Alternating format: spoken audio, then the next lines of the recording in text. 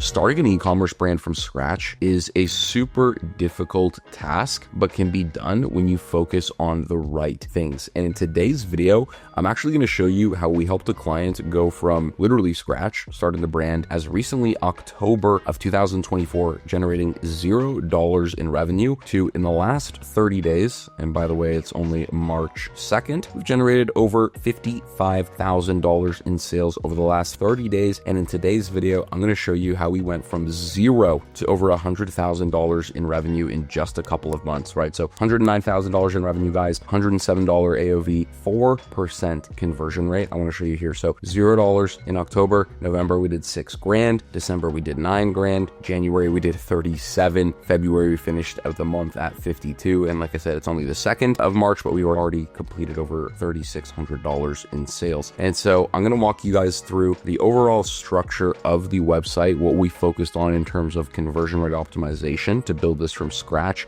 with a great conversion rate initially. I'm going to walk you guys behind the scenes through the Facebook ad account, which is where 90% of these sales are being driven from. And then I'm going to pull back our email account to show you how we're generating sales there as well. So before we dive in, guys, if you can go ahead and drop a like, really helps and make sure these videos get pushed to the right people. And if you're interested in working with my team, whether it's on paid ads, email and SMS marketing, conversion rate optimization, or user-generated content, link in the description. First things first, I want to dive into the conversion rate optimization that we utilized and the strategies that we focused on to start this brand with a 7.9% add to cart percentage, 5% of people reaching checkout. And normally you'll actually see a 50% drop off here. So 5% normally down to probably like 2.5%. But I want to show you what we've done to actually maintain a 4.15% conversion rate. And again, even over those last 30 days with a much larger volume of sales, 4.2% conversion rate and a 4.9% reaching checkout. So basically, if these people are reaching checkout, they're buying, and I want to show you what we focused on. So this right here, guys, is our ultimate Shopify conversion rate checklist. This is what we go through with every brand that we start with in terms of utilizing conversion rate optimization for the initial audit and the initial planning of the website. And so this breaks down each main area of the brand website, right? So the homepage, the navigation menu, the collection pages, the product pages, the FAQ pages, the cart drawer, and the checkout page. Now, within this list, there's about 44 different optimization points that you can go ahead and implement on each area of your website. And so as an example, with the homepage, right, you want to make sure mobile first optimization, high loading speeds, social proof within reach, hero image offers, visible discounts, engaging visuals, add a heat map, analytics tool, value propositions inside of your benefits. This just continues on, right? As an example, guys, with the product pages, detailed product descriptions,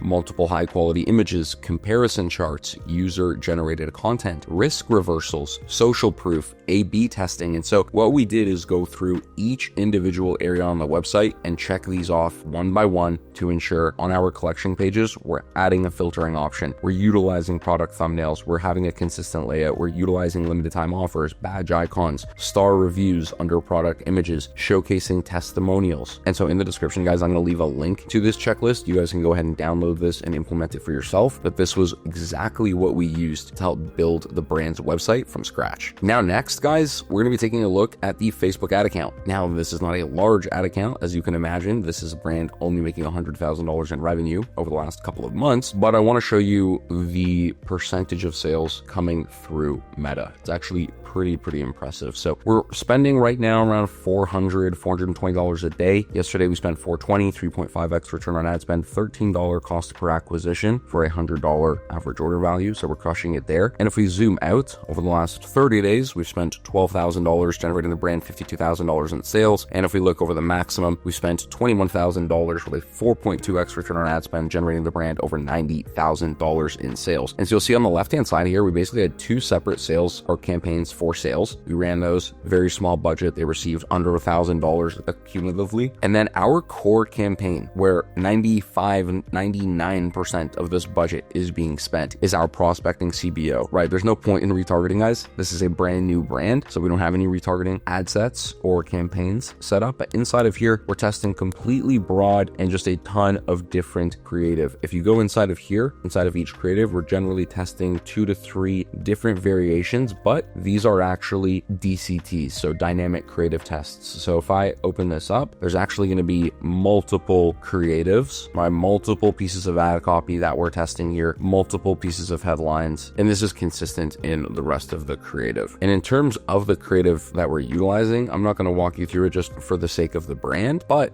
the thing to note here is that we are utilizing a lot of combination of video user generated content with a smaller combination of static images. But overall, if you look at the amount spent, the highest performing video has spent $13,000, nearly a 5x return. And this is just one of our top performing user generated content pieces. And so when it comes to starting ads for a brand from scratch, guys, you can see when we zoom all the way back to October, we spent $0. In the month of November, which was the first month running ads, we actually had not ran ads yet. Start December, $2,000. So we're starting with a very, very small budget. Like I think it was maybe $100 a day or so, $138. The second that we started to see an increase in performance, we're starting to scale that budget, right? $200 a day. Come January, $153 a day, right? Kind of maintaining that performance, making sure that before we look to scale aggressively, we're seeing a consistent return. $289 towards February, we really started to scale, right? $493, $380. Again, we're really surfing the budgets to ensure that we are maintaining performance. The brand breaks even around at the 2.2. So with a pretty high return on ad spend, we're doing quite well. But now let's go ahead and dive into the email account. So with a brand new brand, guys, there's a couple of things to think about with email and SMS marketing. This is what we like to call retention marketing. And so in the beginning, there's not going to be a large volume of sales coming through the email and SMS list, as there is no one on the list, right? This is a brand new brand. We're focused on customer acquisition. And so 90% of the sales that you will see come through email and SMS initially are going to be through your automations and through your flows, right? Abandoned carts, things of that nature, because initially there's only so many people on the list, right? So you can have your welcome series, things like that. Those are still performing flows, but then your campaigns, right? We're having over 60%, 55% open rates, but there's virtually, a couple hundred people on the list. And so as this brand continues to grow, you're going to see a very large increase in the overall performance of campaigns and a little bit of a decrease in terms of the percentage that revenue that flows are driving. But our rule of thumb as this brand continues to grow is maintain anywhere between a 20 to 25% of monthly revenue coming through email and SMS. It's just that, again, in the beginning of a brand new brand, guys, there's obviously not going to be too much money coming through this channel, which is why in the last 30 days, we generated 15% of sales. And if we look over since we started November to March, we generated 11% of sales through email and SMS and 95% of that through flows. So there's not too much to dive into here right now, but it's important that from day one, you're getting these things set up to understand what does a realistic customer journey look like for your brand